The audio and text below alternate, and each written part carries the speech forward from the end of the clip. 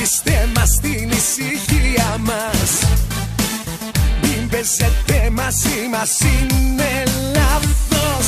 Δεν είμαστε καλά, δεν έχουμε μυαλό. Είμαστε άρρωστοι λιγάκι κατά βάθος. Σπάστε τα όλα, τώρα γκρεμίστε τα.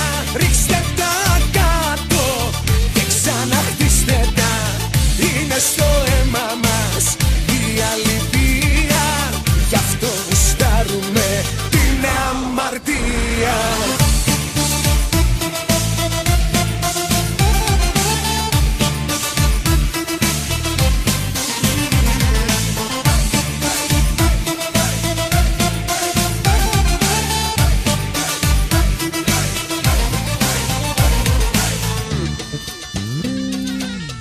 Αφήστε μας στην ησυχία μας.